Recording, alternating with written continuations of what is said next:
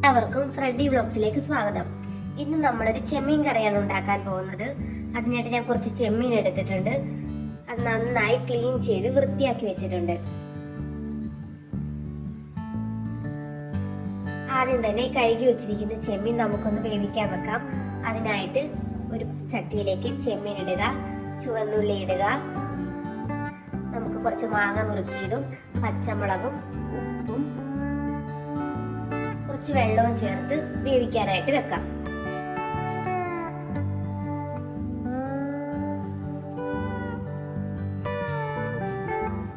ഇത് വെന്ത് വരുന്ന സമയം കൊണ്ട് നമുക്ക് ഇതിനുള്ള കറിക്കുള്ള അരപ്പ് തയ്യാറാക്കാം.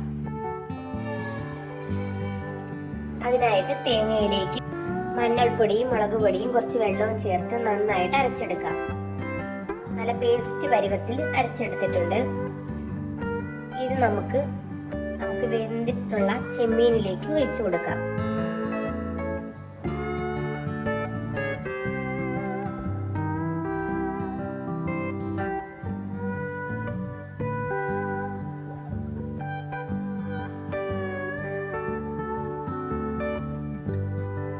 ആവശ്യത്തിന് വെള്ളവും കൂടെ ചേർത്ത് നന്നായിട്ട് മിക്സ് ചെയ്യുക.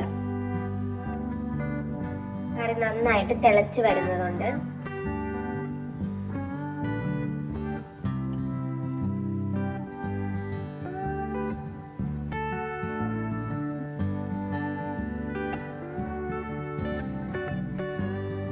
നല്ല രീതിയിൽ തിളച്ച് എണ്ണ തെളിഞ്ഞു വരുന്ന സമയമാകുമ്പോഴത്തേക്കും നമുക്ക് മറ്റൊരു പാത്രത്തിലേക്ക് കുറച്ച് വെളിച്ചെണ്ണയും കടുകും കറിവേപ്പിലയും പൊട്ടിച്ച് നമ്മുടെ കറിയിലേക്ക് ഒഴിച്ചു കൊടുക്കാം.